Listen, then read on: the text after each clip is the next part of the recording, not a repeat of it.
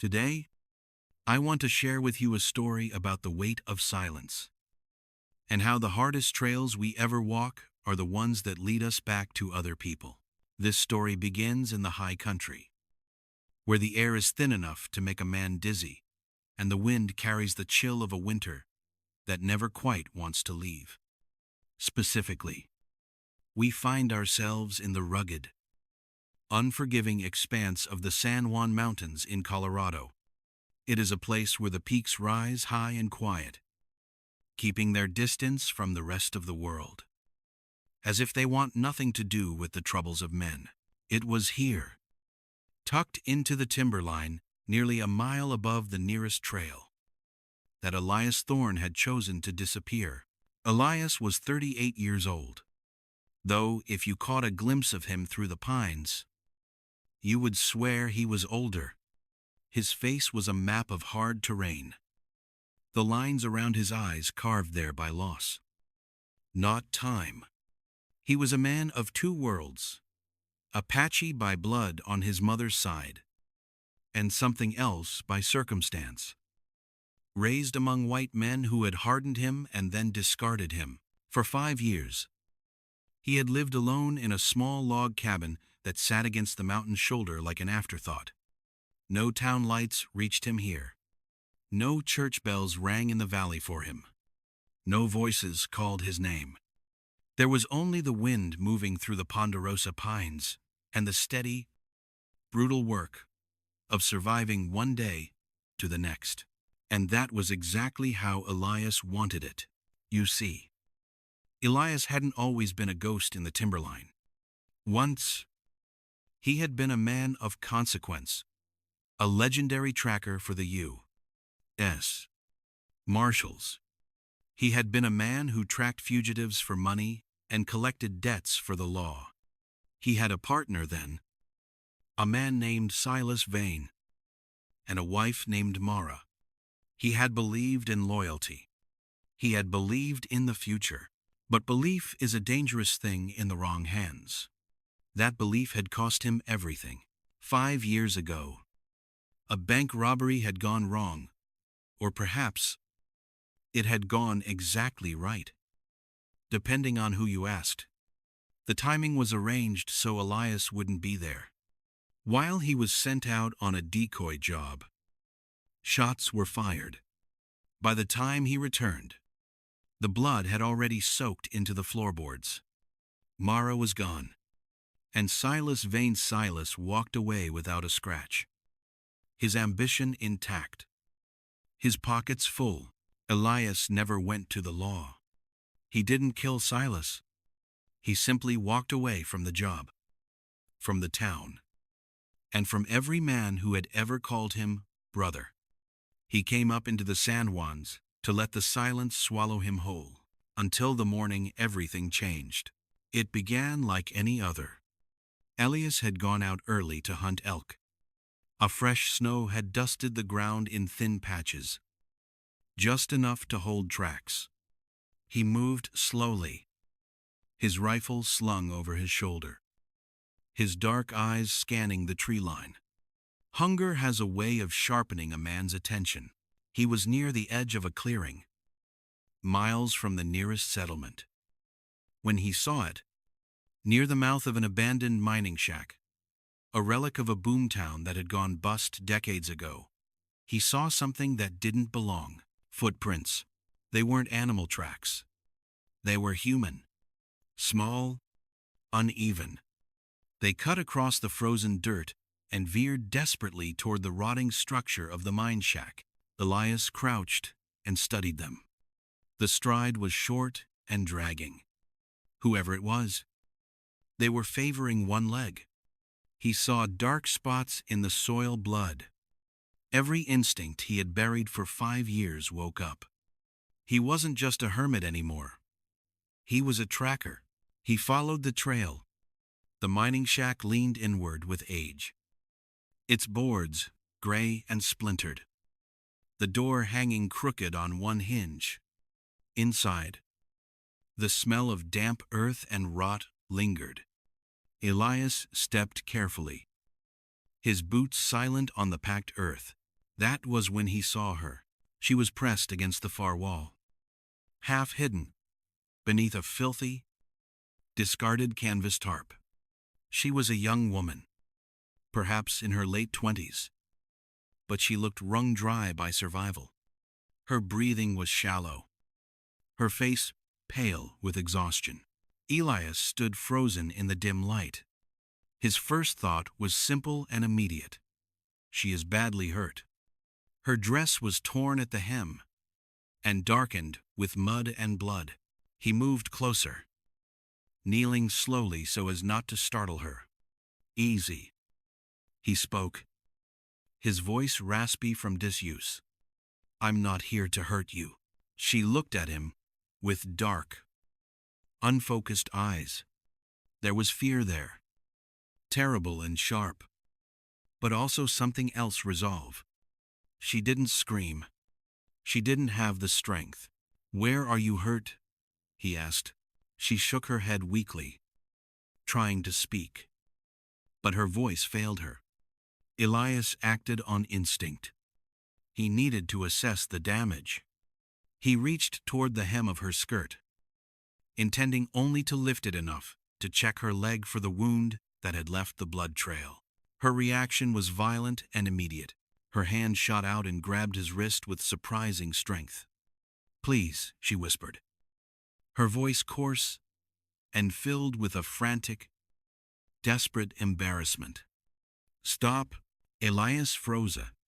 He looked at her face and saw tears welling in her eyes, not from the pain of the injury, but from shame. She pulled back, curling into herself, terrifyingly vulnerable. I'm not wounded there," she managed to choke out. Understanding hit Elias like a physical blow. The fear in her eyes wasn't just of a stranger. It was the fear of a woman who had learned that men were dangerous. She thought he intended to violate her. Elias pulled his hand back immediately, standing up so fast he nearly stumbled. Heat crept up his neck despite the freezing air. He turned his back to her, giving her the only thing he could offer: distance. "I'm sorry," he said quietly, staring at the gray wood of the wall. "I didn't know." A long, awkward silence stretched between them, broken only by the sound of the wind pushing against the broken boards of the shack. He felt foolish, clumsy. For a moment, he wasn't the hardened mountain man. He was just a man who had forgotten how to be gentle.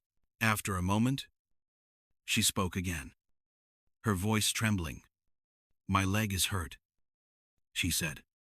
"My ankle. I can't walk much farther." Elias nodded, still not looking at her. He crouched and checked the ground instead. "Can you stand?" he asked. She tried.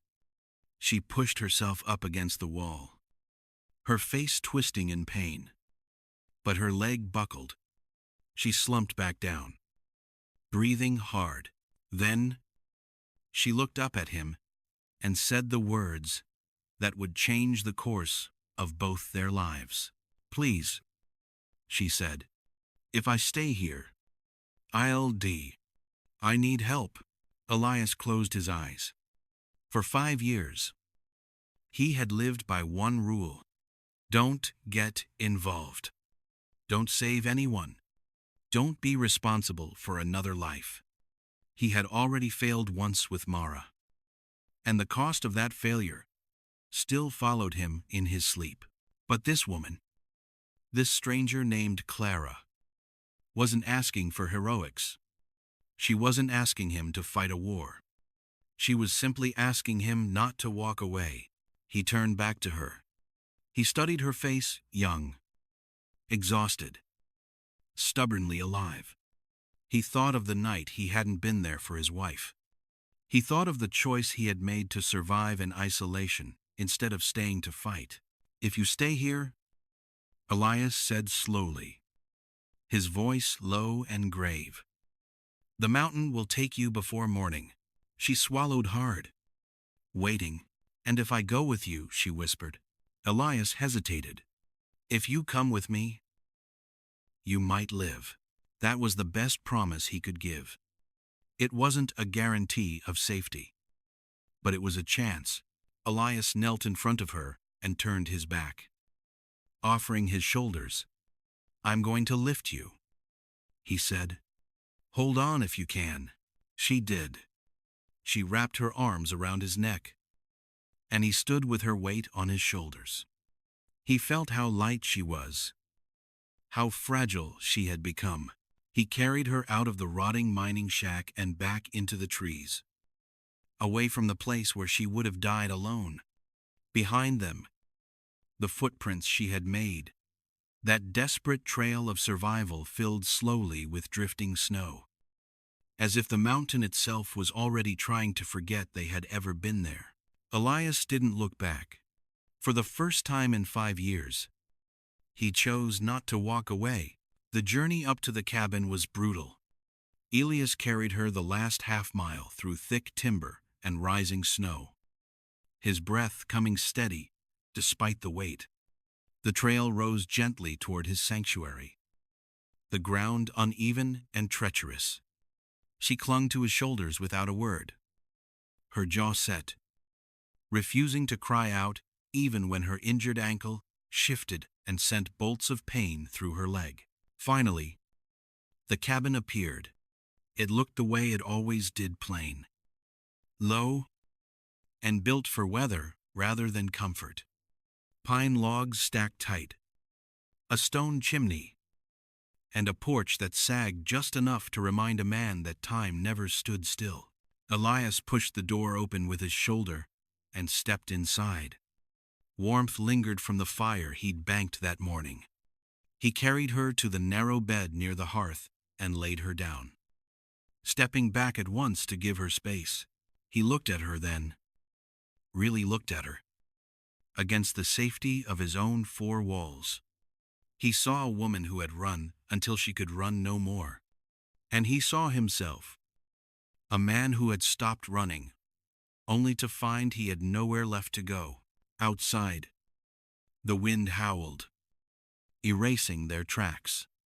Inside, the silence returned. But it was different now. It was no longer empty. Elias Thorne had broken his rule. He had let the world back in. And as he stirred the fire until it breathed again, he knew, with a heavy certainty in his gut, that the solitude he had guarded so carefully was gone forever. The ghost in the timberline had been found. Time moves differently in the high country. Days don't rush. They unfold. Morning light creeps across the floorboards long before the sun ever clears the ridge. And evening settles in, like a long breath let out slowly. For Elias Thorne, who had measured the last 5 years only by the depth of the snow and the length of the nights, time had been a burden to be endured. But now, with a stranger breathing softly in the narrow bed near the hearth, time began to take on a shape he hadn't recognized in a very long time. He found himself measuring the weeks not by the calendar, but by small changes, how the color slowly returned to Clara's cheeks, how the terror in her eyes began to dim, replaced by a wary curiosity, and how the silence of the cabin, once hollow and cold, began to feel like a shared secret. Those first few weeks were a season of quiet tending. Elias gave her the bed, taking the floor for himself with nothing but a bedroll and the fire's dying heat. It was a line drawn in the dust, a silent promise that she was safe, that his strength was a wall between her and the world, not a weapon to be used against her. He treated her ankle with the old ways, the ways his mother's people had known. He fashioned poultices from juniper and sage, binding the swollen joint with strips of cloth. He worked with practiced efficiency, his hands gentle but distant, careful, never to linger, careful to offer her dignity along with the healing He saw the way she flinched when he moved too fast, the way her breath hitched if he stood too tall. It told him a story she hadn't yet spoken aloud. A story of men who used their size to intimidate and their hands to take. So, Elias learned to make himself smaller. He learned to knock on the doorframe before entering his own cabin. He learned to speak low, but there were things a man living alone in the timberline could not provide. Boundaries of propriety that Elias refused to cross. He knew she felt the grit of the mine and the blood of her escape clinging to her skin. "There's a woman," he told her one morning, standing near the door with his coat buttoned tight. "Lives about a quarter-mile down the ridge. An old widow named Mrs. Holloway. If she's home, she might help." The relief that washed over Clara's face was painful to witness. It was the gratitude of someone who had forgotten that they were allowed to ask for clean water and soft soap.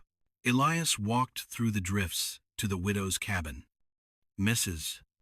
Holloway was a woman well past 70, with hair white as the snowdrifts and eyes as sharp as a hawk's. She took one look at Elias standing on her porch and raised a skeptical eyebrow. "What trouble are you bringing me today?" "Elias," she asked, "there's a young woman hurt," he said simply. "I don't know how to help her properly." The old woman studied him for a long moment, looking for the lie, but finding only the weary honesty of a man trying to do right. She grabbed her shawl, without another word. Back at the cabin, Elias stepped outside, leaning against the rough bark of a pine tree while the women worked inside. He felt foolish, standing guard over his own home, listening to the murmur of low voices and the sound of water being poured. But he stayed. He counted the breaths of the wind in the trees, realizing that for the first time in years, he wasn't just surviving. He was waiting for someone. When Mrs. Holloway finally emerged, pulling her shawl tight against the biting cold, she nodded to him. "She'll be fine," she said.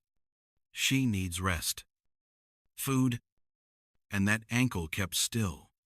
She paused, looking Elias dead in the eye. "You did right, asking for help." That night, the cabin felt different, softer. Somehow, Clara lay cleaner, more at ease beneath the blankets. When Elias set a bowl of broth on the table for her, she looked at him, and for the first time, her eyes held more light than shadow. As the winter finally began to loosen its grip on the mountains, a shift occurred between them. It wasn't spoken. It was acted out in the small, domestic theaters of daily life. Clara's ankle healed slow but sure. Elias fashioned her a walking stick from a sturdy branch, showing her how to test the ground before trusting it with her weight. She learned fast. Pride helped. She hated being an invalid, hated the debt she felt, piling up with every meal he cooked and every log he split. So, she began to claim small territories of the cabin as her own. Mornings began with the soft scrape of the broom made of willow twigs. She swept the floor with a fierce concentration, careful not to put too much weight on her bad leg. She organized the pantry. She mended the curtains. She spoke to the iron kettle as if it were a stubborn child when it wouldn't boil fast enough. Elias watched this transformation from the corner of his eye. He noticed things he hadn't expected to notice. He noticed how she hummed when she thought he was outside. He noticed how the cabin no longer felt like a place built merely to endure the weather, but a place learning how to live. But the true turning point, the moment the ice finally broke, came with a pot of stew. Elias was outside, splitting kindling. The rhythmic crack of the axe was the only sound in the valley. Suddenly, the sharp, biting smell of smoke reached him. Not the friendly, woodsy smell of the hearth, but the acrid stench of something burning that shouldn't be. He dropped the axe and burst through the door, his heart hammering against his ribs. He grabbed the water bucket and flung it toward the stove. Expecting flames, the water splashed wide, soaking Clara to the bone. She yelped, standing frozen with a wooden spoon in her hand, her eyes wide as saucers. There was no fire, just a pot of venison stew, scorched black and ruined beyond saving. Elias stood there, chest heaving, water dripping from the ceiling. He looked at the ruined dinner. Then he looked at Clara. Her reaction broke his heart. She shrank back, her shoulders hunching up as if she expected a blow. Her face went pale. I thought I could help," she stammered, terrified. "I'm sorry. I'm so sorry." She was waiting for the anger. She was waiting for the shouting, for the violence that she had clearly known in that other life she was running from. Elias looked at the black crust in the pot. Then he looked at Clara, dripping wet, holding a spoon like a weapon. The absurdity of it hit him. He started to laugh. It was a rusty sound at first, quiet and strange, like a door hinge that hadn't been opened in years. But then it grew. He laughed louder than he meant to. A deep, chest-shaking sound that felt foreign and wonderful. Clara stared at him, confused. She lowered the spoon, slowly, tentatively. A smile tugged at the corner of her mouth. Then she laughed too, a real laugh, surprised and unguarded. "I thought the cabin was going up." Elias gasped, wiping his eyes. "It was just the pot," she said, pushing wet hair from her face. They stood there, dripping and staring at each other in the ruined kitchen. And in that moment, the heavy, suffocating blanket of fear that had covered Clara finally lifted. She realized Elias wasn't going to hurt her. He wasn't going to yell. He was just a man who had forgotten how to laugh. And she was the one who had reminded him that laughter did more healing in 5 minutes than the herbal poultices had done in 5 weeks. Spring arrived not with a shout, but with a whisper. The snow thinned along the south-facing slopes, revealing the stubborn, brown earth beneath. The creek, which had been frozen silent for months, began to murmur again. Elias pointed out a strip of land behind the cabin where the sun hit first. "Ground's thin," he said, kicking at the dirt with his boot. "But it'll grow if we work it." They worked side by side. They cleared rocks and roots, their breath clouding in the crisp air. It was hard labor. They took turns with the hoe until their backs ached. Elias measured the rows with his boot heel, making them straight enough to please the eye. Clara knelt in the dirt, pressing seeds into the furrows. Beans, onions, squash. She covered them with soil like she was tucking children into bed, treating them as something precious. One afternoon, she sat back on her heels, wiping sweat from her forehead. She looked at the rocky, uneven patch they had cleared. "The ground is too hard," she said, a hint of despair in her voice. "Nothing soft can survive here." Elias leaned on his hoe, looking down at her. He wasn't talking about the vegetables anymore, and they both knew it. "It just needs patience," he said softly. "Even the hardest ground yields, if you don't give up on it." The garden became their quiet promise, a metaphor for their own tentative hope. Later that week, the intimacy of labor turned into something more delicate. Clara decided Elias's winter coat was a disgrace. It had been patched and repatched, the seams thick as old scars. "I can fix it," she insisted. She sat by the window where the light was best, the needle flashing in her hand. But the wool was thick, and the tear was awkward. "Hold this," she commanded gently. Elias sat on the bench beside her. He held the heavy fabric taut while she worked.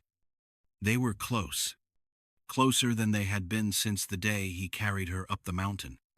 He could smell the scent of her soap and pine and the fresh air of the garden. He could see the way her tongue caught between her teeth in concentration. His hand brushed hers. She didn't pull away. The air in the cabin grew thick, charged with a tension that wasn't about fear or survival. It was the magnetic pull of two lonely people recognizing each other. "I may have missed a stitch," she said, her voice barely a whisper. Her eyes fixed on the coat. "It holds," Elias answered, his voice rough. "That's all that matters." They fixed it together. Her needle slow, his hands steady. It was an intimacy more profound than touch. It was the act of mending not just the wool, but the frayed edges of their own lives. But even as the green shoots began to break through the garden soil, the shadow of the past lingered in the corners of the room. They were two people with histories that hadn't been settled. Nights were the time for truth. When the fire burned low and the wind picked up outside, the silence demanded to be filled. Elias never spoke of his past unless it pressed its way out. But one evening, as he stared into the embers, he mentioned her name. "Mara," he said. The word hung in the air. She liked the mornings. She said they gave a person another chance. Clara didn't ask what happened. She didn't ask how she died. She simply nodded, understanding that some grief is too heavy to be unpacked all at once. She offered him the dignity of his silence, just as he had offered her the dignity of hers. But her own silence was becoming a weight she couldn't carry alone. She sat in the chair by the window, the darkness pressing against the glass. "I should tell you why I was running," she said. Elias didn't answer right away. He added another log to the fire and waited. "I was with someone," she began, her voice trembling. "A powerful man in the territories. A leader among men who hunt other men for money." Elias's jaw tightened. He knew the type. He had been one of them. I thought I was safe with him," she went on. "But I learned things I wasn't meant to know. About men he'd sold out. About people who disappeared. When I tried to leave, he locked me away." She looked at her hands, twisting the fabric of her skirt. The skirt Mrs. Holloway had given her. "He treats people like property," she whispered. "If he finds me, I won't live." She never said a name. And Elias, respecting the code of the hunted, didn't ask for one. He thought of his own betrayal, of his partner Silas, of how easily men convince themselves that power made them right. He looked at this woman, Clara, who had planted a garden in the rockiest soil on the mountain. He looked at the coat she had mended. He realized that for the first time in 5 years, he had something to lose. "You can stay here," Elias said, his voice firm as the timber beams above them. "As long as you need." Her eyes lifted, searching his face for any sign of hesitation. "Why would you do that?" Elias looked at the fire. "Because I didn't before," he said, "and I won't make that mistake again." That night, the mountains held their silence. Under that quaint roof, two strangers rested. No longer quite strangers. They were survivors, learning the most dangerous skill of all, how to trust. But even as they slept, the wind shifted in the north. carrying the scent of a storm that had nothing to do with the weather. The season of mending was drawing to a close, and the season of reckoning was about to begin.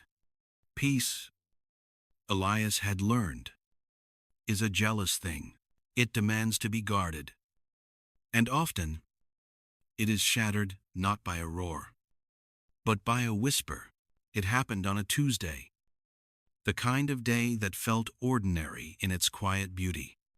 The sun was high, bleaching the color from the stones in the creek bed, and the garden they had planted was finally showing its first true stubborn green. Elias had gone down to the water to fill the buckets. The air smelled of pine resin and thawing earth. He saw it from 10 yards away. A flash of metal against the dark bark of a ponderosa pine. It wasn't a sign of nature. It was a man-made violence. A knife, driven deep into the wood, holding a folded piece of paper in place. Elias set the buckets down. The water sloshed over the rims, darkening the dry soil. He walked to the tree and pulled the knife free. The blade was slim, well-balanced, a city weapon, not a mountain tool. He unfolded the paper. There was no name, no seal, just a place and a time written in a hand that knew how to be neat without being careful. Miner's drop. Known. Elias didn't need a signature. The handwriting was as familiar to him as his own. It belonged to a man who had once shared his fire, his whiskey, and his secrets. It belonged to Silas Vane. The name hit him like a physical blow to the chest. Silas, the partner who had survived when Mara died, the man whose ambition had always been a little too hungry, whose smile never quite reached his eyes. Elias walked back to the cabin, the paper crushing in his fist. The garden, which moments ago had looked like a promise of the future, now looked fragile, a temporary thing that could be wiped away by a single frost or a single man. Clara was waiting by the door. She saw his face, and the color drained from hers. She knew. "They found us," she whispered. Elias handed her the note. She read it once, her hands trembling. "Miner's drop," she said, her voice catching. "That's the old quarry on the south slope. The ground is unstable there." "I know," Elias said. "He picked it for a reason." Clara looked up at him, terror sharp in her eyes. "We have to leave," she said, grabbing his arm. "Elias, we can pack. We can be over the ridge before sunset. If we run now, we might make it." Elias looked at her. Then he looked past her, into the cabin. He saw the coat she had mended hanging on the peg. He saw the broom made of willow twigs standing in the corner. He looked at the garden, where the squash and beans were fighting to take root in the rocky soil. He thought of the 5 years he had spent running from memories, running from people, running from the ghost of the man he used to be. "I'm done running," Elias said quietly. Clara stopped. "He'll kill you." "Maybe," Elias answered. "But if we run, he'll chase us. And I won't live looking over my shoulder anymore. Not with you." The decision settled between them, heavy and final. They didn't speak of plans. They moved with the grim efficiency of soldiers. Elias cleaned his rifle. He checked the action on his revolver. He sharpened his hunting knife. Clara watched him, her fear slowly hardening into resolve. She realized then that he wasn't going to Miner's Drop to die. He was going there to end it. They left before dawn. The sky was the color of old iron, promising clear weather and hard light. The hike to the south slope was brutal, a steep climb over loose shale and twisting roots. Elias walked ahead, setting a pace that was punishing but steady. Miner's Drop was a scar on the face of the mountain. It was a place where men had once dug for silver and found only disappointment. The ground fell away in a steep, unforgiving drop, scattered with rock and scrub that would tear a body apart long before it reached the bottom. An old wooden platform jutted out over the abyss, its timbers bleached gray by the sun.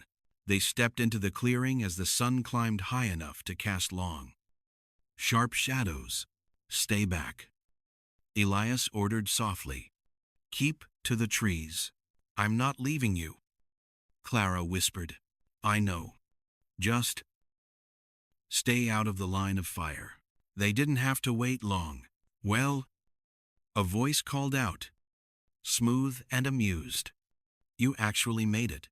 Silas Vane stepped out from behind the ruin of the old winch house. He was flanked by 2 hired gunsmen who looked like they sold their loyalty to the highest bidder by the hour. Silas had changed in 5 years. He was broader now, heavier around the middle. His coat was fine wool, his boots polished. Power had agreed with him. He looked like a man who slept in feather beds and drank imported whiskey. But the eyes were the same, cold, assessing. Silas smiled, a slow spreading of lips that held no warmth. His gaze slid from Elias to Clara, then back again. "So this is how it ends," Silas said, stepping onto the rotting platform. "The great Elias Thorne, playing house with my runaway property." Clara stiffened. "I'm not yours," she called out, her voice ringing clearer than Elias expected. Silas laughed. "You were. You still are. You think running to a mountain hermit changes a contract." He turned his attention back to Elias. "She ran because she was scared." "Elias, did she tell you that?" "She ran because she knew too much," Elias said, his voice flat. "And because you treat people like cattle?" Silas shrugged. "I treat people like investments. Some pay off. Some require liquidation." He took a step closer, his boots thudding hollowly on the wood. "You always were soft, Elias. Sentimental. That's why I had to move you aside." The words hung in the cold air. Elias felt a coldness spread through his chest, freezing the anger before it could burn him. He gripped his rifle tighter. "Move me aside," Elias repeated. "Come on, old friend." Silas sneered. "You're a smart man. You tracked Apaches through a blizzard. You really think that bank robbery was just bad luck?" The world seemed to narrow down to the point of a pin. The wind stopped. The birds went silent. "You set it up," Elias said. The realization wasn't a surprise. It was a confirmation of a nightmare he'd had for 5 years. "You knew I wouldn't be there. I needed you out of town for a few hours," Silas admitted casually, as if discussing the weather. "The job was supposed to be clean, in and out. But your wife, Mara, she had a bad habit of being in the wrong place. Her death wasn't the plan, Elias, but it was an acceptable loss." Acceptable loss. The words tore through the last of Elias's restraint. He didn't see Silas Vane anymore. He saw the empty casino floor. He saw the blood soaking into the floorboards. He saw the years of silence and the empty bed in the cabin. "She wasn't a loss," Elias said, his voice terrifyingly quiet. "She was my life." Silas hid, checking his pocket watch. "Tragic, truly. But I have a train to catch. And you have a girl to return." He nodded to his men. "Kill him." The violence exploded instantly. One of the hired men raised his pistol. Elias didn't hesitate. He fired from the hip. the rifle cracking sharp in the thin air. The man dropped. The second man scrambled for cover behind a pile of rocks, firing wildly. Bullets chewed up the wood of the platform, sending splinters flying like shrapnel. Clara screamed. Diving behind a fallen log, Elias jacked the lever of his rifle. But the mechanism jammed grit from the mine. Or maybe just bad luck. He tossed it aside and drew his revolver, returning fire until the hammer clicked. On an empty chamber, Silas saw his chance. He didn't use a gun. He wanted the satisfaction of it. He drew a long, serrated hunting knife and lunged. They collided with the force of two freight trains. Elias and Silas, partners turned enemies, grappling on the edge of the precipice. Silas was strong, fueled by the weight of his own arrogance. He drove Elias back, slashing at his face. "You could have been something," Silas shouted, spitting the words. "You could have ruled this territory with me." Elias ducked a swing that would have taken his head off. He slammed a fist into Silas's ribs, feeling the soft give of flesh that had gone to fat. "I'm done taking orders." Elias grunted. They locked arms, boots slipping on the slick, rotting wood. Below them, the drop was a yawning mouth, waiting to swallow them both. Silas was heavy, using his weight to crush Elias down. He grinned, his face inches from Elias's, sweat beading on his forehead. "Go be with her, Elias. Go be with your ghost." But Silas had made a mistake. He was fighting with rage. He was fighting with the desperation of a man who believed he was too important to die. Elias wasn't fighting with rage. He was fighting with the cold, absolute focus of the high mountains. He was fighting for the woman hiding in the trees, and for the peace he had finally built. Elias stopped resisting Silas's push. Instead, he twisted. He used Silas's own momentum against him, pivoting on his heel. The move was simple, efficient, and devastating.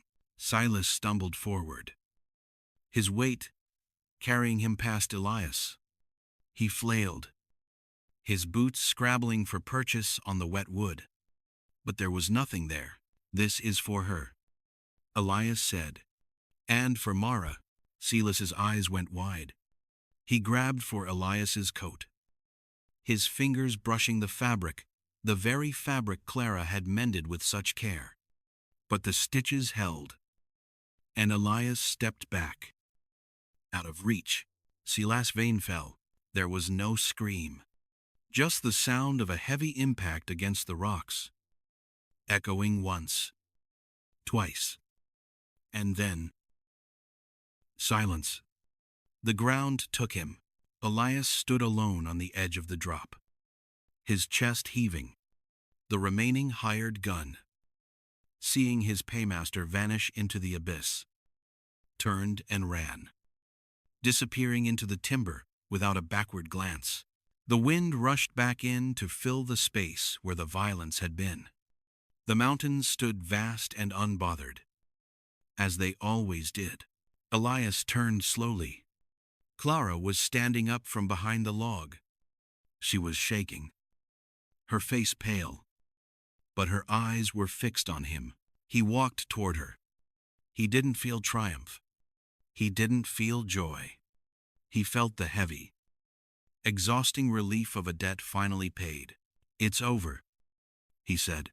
She nodded, tears cutting tracks through the dust on her face. "It's over."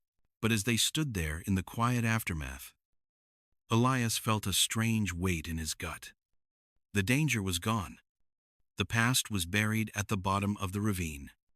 Yet, as he looked at Clara, he saw a shadow in her eyes that hadn't been there before. A shadow that had nothing to do with Silas Vane. They began the long walk back to the cabin. The victory was theirs. But the truth? The truth was still waiting for them, sharper and colder than any knife. The walk back to the cabin was heavier than the walk to the mine. It is a strange thing about violence. It leaves a hollow ringing in the ears, a silence that rushes in to fill the space where the noise used to be. The mountains looked the same, vast, indifferent, beautiful, but Elias felt the weight shift inside him. The threat was gone. Silas' vein lay broken at the bottom of a ravine. The past had finally been laid down, but as the cabin came into view, smoke curling faintly from the chimney where the fire still lived beneath the ash, Elias didn't feel the relief he expected. He felt a tension radiating from the woman walking beside him. Clara's steps were careful, measured, like someone afraid to leave too deep a mark on the ground. They entered the cabin. It was safe now. Home, if it could be called that, stood solid and unchanged. Elias leaned his rifle against the wall and turned to her, ready to say the words that would begin their new life. It's done. You're safe. But Clara didn't look safe. She stood near the table, her back to him, her shoulders tight. Her hands trembled as she reached into her satchel. Are you hurt? Elias asked, frowning. No, she said quickly. Too quickly. She turned then, and she didn't meet his eyes. Instead, she placed a wrapped object on the table. It was a bundle of oilcloth, folded tight. Slowly, she peeled back the layers to reveal what lay inside. It wasn't papers. It wasn't proof. It was a dagger. Slim, dark steel, the blade coated in a resin that smelled faintly sweet and deadly. A poisoned blade. The silence that followed was heavy enough to press the air from the room. Elias looked at the knife, then at the woman he had carried through the snow, the woman whose coat he had mended, the woman whose garden he had watered. I wasn't only running, Clara said, her voice breaking like dry wood. I was sent. The words didn't land all at once. They came apart in Elias's mind, refusing to make sense. Sent, he repeated. Silas? He has my sister, Clara whispered, the tears finally spilling over. He took her months ago. He told me that if I wanted to see her alive again, I had to find you. He told me to get close to you, to make you trust me. She took a step toward him, then stopped, held back by the invisible wall that had just slammed down between them. He told me to kill you, she said. He gave me this knife. He said if I did it, he would let my sister go. Elias stood motionless, his hands clenched at his sides. Every ordinary day they had shared rose up between them, the burned stew, the laughter, the seeds pressed into the stubborn dirt. He had let himself believe in those things. He had built something fragile on top of them. You were the trap, Elias said, his voice unrecognizable to his own ears.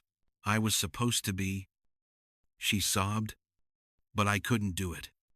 I tried to tell myself I could, but every day, every kindness you showed me, it became impossible. I fell in love with you, Elias. That part was never a lie. Elias laughed once. A sharp, empty sound. That's the worst kind of lie. He turned away, walking to the window to stare out at the indifferent mountains. He saw his wife's face, Mara, as she had been before the blood, before the silence. He felt the old scar of betrayal ripping open, fresh and bleeding. He had opened his door. He had opened his life. And it had all been a game designed to end him. Why tell me now? He asked. not turning around. Because I needed you to know who I was before I leave, she said softly. Leave? I can't stay. Not after this. Not after what I almost did. You didn't do it, he said. I would have, she replied. The truth. Brutal and honest. If I had been weaker, if you hadn't been who you are. Elias closed his eyes. He wanted to forgive her. He wanted to pull her into his arms and tell her that Silas was dead and it didn't matter. But trust, once broken, never fits together the same way again. The ghost of the betrayal was too fresh, too raw. You should go, he said. The words tasted like ash. She flinched, but she didn't argue. She knew. She walked to the door, pausing with her hand on the latch. She looked back at him, searching for something: permission, forgiveness, a way back. He had none to give. She opened the door and stepped out into the cold light. The door closed behind her with a soft, final sound. Elias stood alone in the cabin. The fire crackled. The garden waited outside. Everything was as it had been. And nothing was. He walked to the table, picked up the poisoned dagger, and carried it to the door. He walked to the edge of the clearing and hurled the weapon into the ravine where Silas Vane had fallen. He listened until the sound disappeared. Then he went back inside and shut the door against the world. He was alone again. 2 years is a long time in a man's life. It is enough time for a mountain to change its face with rock slides, and enough time for a man to change his heart. Elias Thorne learned that the hard way. The mountains were still there, still vast and unbothered, but he no longer hid inside them. He came down in stages, first to the foothills, and then, finally, to the edge of the town of Cedar Creek. He wasn't the ghost in the timberline anymore. He built a new cabin on a patch of land just outside town, close enough to hear wagon wheels in the morning, far enough to keep the quiet he still needed. He planted vegetables carefully, patiently. He fixed fences for his neighbors. He sold what he didn't eat. Folks learned his name slowly. They liked him. He was a man who kept his word and fixed things that were broken. The past didn't vanish. It just learned to sit quietly in the corner. Some mornings were easier than others. Some mornings, he woke with her name already in his chest. It was one of those mornings: clear sky, cool air. Coffee just poured when he saw the wagon coming up the lane. It wasn't the postman. It was a delivery of supplies he had ordered for the winter. He walked out to the porch, wiping his hands on a rag. The driver climbed down from the seat, dusting off a sturdy travel coat. Elias stopped. The rag fell from his hand. It was Clara. She looked different. Thinner, perhaps, but stronger. Her hair was tied back simply. The sharpness of fear was gone from her eyes, replaced by something steadier, something earned. She stood tall, meeting his gaze without flinching. For a long moment, neither of them spoke. The air between them was filled with all the things neither had said for 700 days. I brought your grain, she said quietly. Her voice caught him square in the ribs. I didn't know you were in Cedar Creek. Elias said, I'm not, she answered. I live 2 towns over. I have a job. My sister, she's safe. She's in school. She said it with a quiet pride. She had done what she set out to do. She had saved her family. And then she had saved herself. She hadn't come back to beg. She had come back to show him that she was clean of the past, that she was whole. I'm not who I was, she said. I know, Elias replied. Neither am I. She hesitated, then turned to climb back into the wagon. I just wanted to deliver the order. Wait, Elias said. He walked down the steps, crossing the yard to the fence line. He looked at the garden he had planted here, rows of corn and beans, thriving in the good soil. The garden is doing well, she said, following his gaze. It is, he said. The soil here is deeper. It holds the roots better.